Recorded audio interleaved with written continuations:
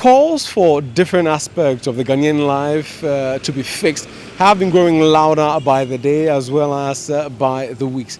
Multiple persons on social media as well as on the ground have been calling for our roads to be fixed, our hospital systems to be fixed, our governance structure even to be fixed. On today's edition, we are looking at our health systems, particularly when it comes to surgeries. Now, we do know that about a month or so ago, a young man at the tender age of 13 unfortunately lost his life after some complications which came on following brain surgery that he had at Korle Bu. Now, to more or less throw some more light on the challenges within this space, I will be telling the story of a gentleman who has also gone through something similar, but fortunately for him, he is alive and well here with us. Eli Evans, can you tell me what exactly happened and where did you end up? I had an accident, an industrial accident. I fell off a ladder, and fortunately I didn't go head first. I went hands first. So I lost my elbow and my wrist. Yeah, and that took me to 37 Military Hospital, and then I continued to Korle Bu Teaching Hospital.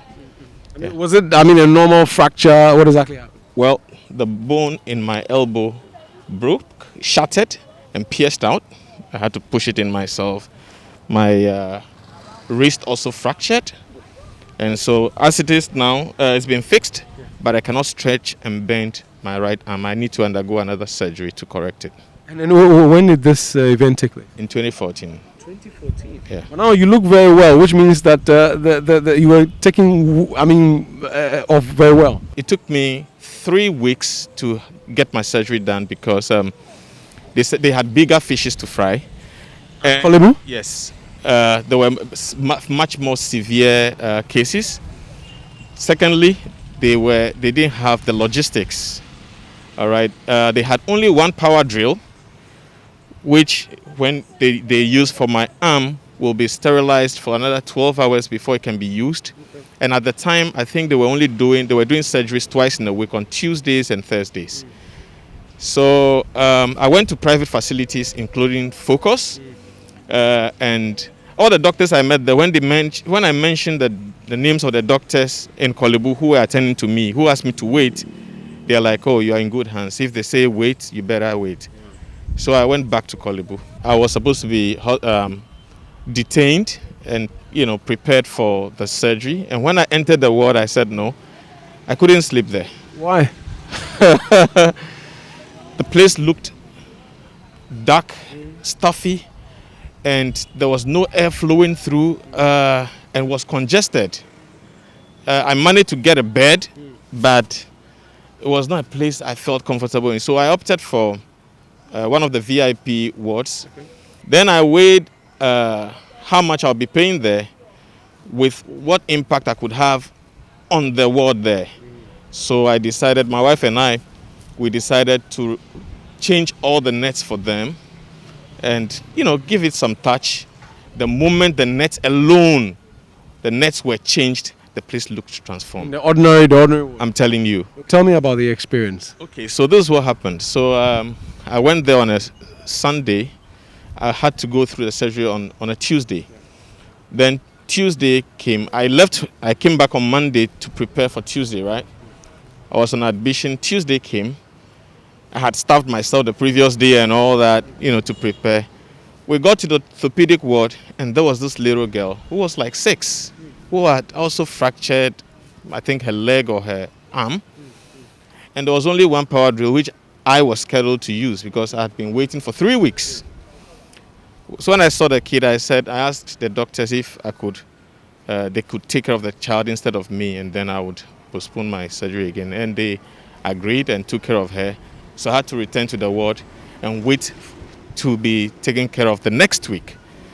So the next week, the power drill was available for my use, and that's how I went to the theater to get my surgery done. So I have plates implanted here and all. For me, that brings to question the availability of the resources. One drill, you then have to make a choice as to whether it's used for you or used for the 6-year-old girl, and you made a choice for.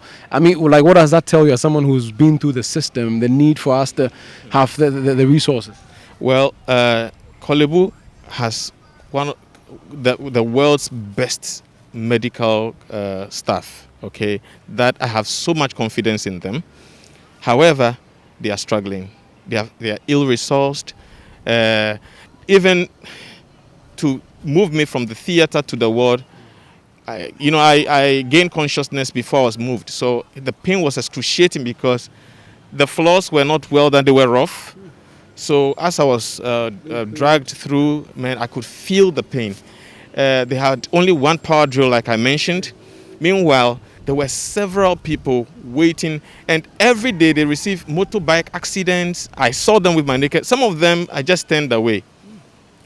Right there in the orthopedic ward, there were people with their legs raised with metals. They call them antennas, hanging out of their legs and all that. And all these people were always scheduled.